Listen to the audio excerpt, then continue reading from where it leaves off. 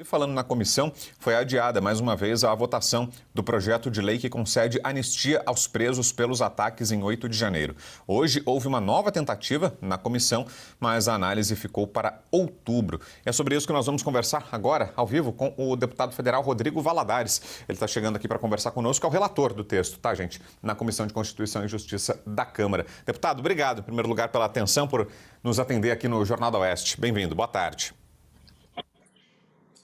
Boa tarde, Vitor. Boa tarde a todos. É um prazer muito grande estar falando aqui com cada um de vocês. Que Deus possa abençoar a vida de cada um de vocês e a nossa entrevista. Inicialmente nos explicasse o que aconteceu, deputado. Por que é que não foi votado? Havia essa previsão, né, desde ontem, de que essa semana fosse votado o projeto de lei da anistia, mas não aconteceu, ficou para outubro. Por quê? Exato. Primeiro, explicar um pouco, para quem está nos acompanhando, o que foi que aconteceu. O presidente Carol de Tone, a presidente da CCJ, de forma muito corajosa, muito brava,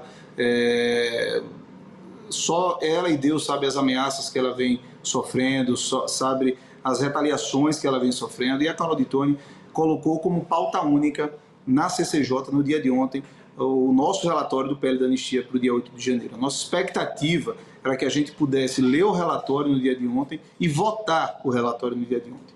Caso não fosse possível votar, pois a previsão regimental de pedido de vista é que a gente queimasse esse pedido de vista para que votasse na semana subsequente que tivesse esforço concentrado. O que foi que o governo fez, a esquerda fez? Eles apresentaram uma série de requerimentos de extra pauta e ficaram por 3 longas horas obstruindo cada uma das votações. E nós vencemos, Vitor, cada uma delas por uma diferença gigantesca. Era 32-2, era 34-0, ou seja, eram assim vitórias gigantescas acachapantes. Ou seja, mostrando que nós temos os votos para aprovar a anistia lá na CCJ. Se o governo tivesse os votos, eles não partiriam para a obstrução, para atrasar os trabalhos. Partiriam para o voto e tentariam nos vencer no voto. Como eles sabem que vão perder no voto, eles ficam tentando adiar o inevitável. Eles seguraram por 3 longas horas até que foi iniciada a ordem do dia no plenário da Casa.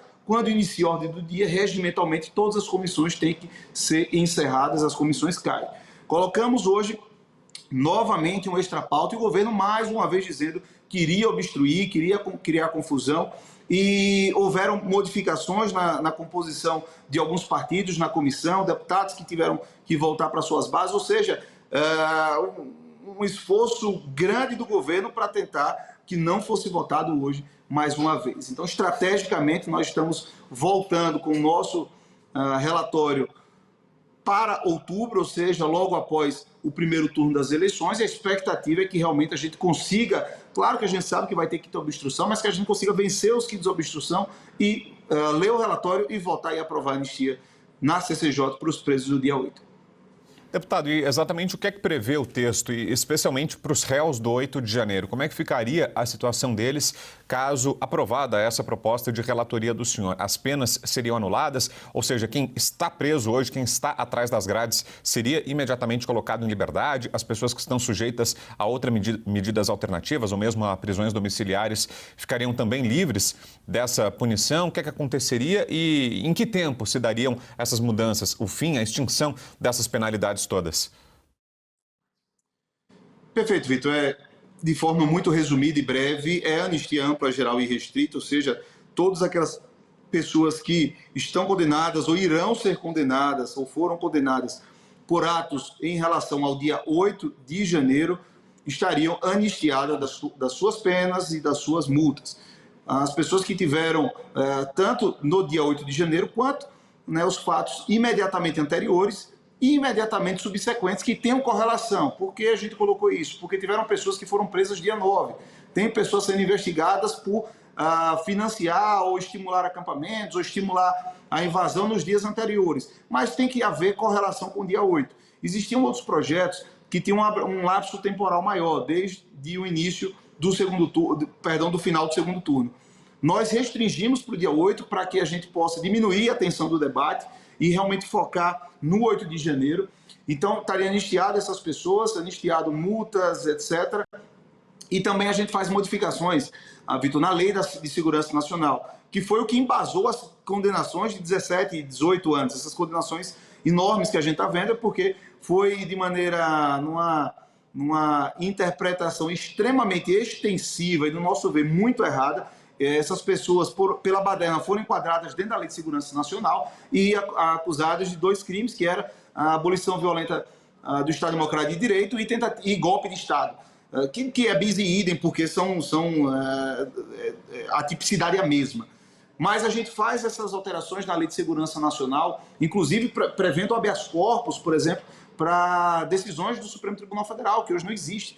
A gente reenquadra, readequa o foro, as pessoas, cidadãos comuns, sendo julgados pela corte máxima do país, sem a garantia do duplo grau de jurisdição, sem a garantia de você poder recorrer e ser julgado num foro competente, que era primeiro grau. Então a gente faz de maneira muito resumida, Vitor. A gente faz várias adequações para que fatos como esses malabarismos jurídicos, não ocorram mais no Brasil. Deputado, vou trazer aqui para a conversa também o nosso comentarista, Jorge Serrão, que vai lhe fazer a próxima pergunta. Muito bem, deputado. Uma pergunta que sempre fica no ar e é importante esclarecer. Essa anistia ampla, geral e restrita que vocês vão tentar aprovar, até que ponto ela pode beneficiar ou não o caso do presidente Jair Bolsonaro? Essa anistia pode atingir, beneficiá-lo também, no caso da inelegibilidade, em função das condenações ou punições a ele serem fruto do que ocorreu depois do 8 de janeiro? Doutor Jorge, veja, a anistia não prevê anistiar o presidente Bolsonaro, em qualquer hipótese. A pedido do próprio presidente Bolsonaro, ele foi excluído do rol dos anistiados. Agora, existe esse exercício realmente de futurologia. Caso ele venha a ser condenado como mentor intelectual desse grande golpe de Estado, que é uma piada dizer que foi uma tentativa de golpe de Estado, e aí ele estaria anistiado. Veja, aí uma futurologia que nós que somos tanto operadores da lei quanto legisladores não nos cabe fazer.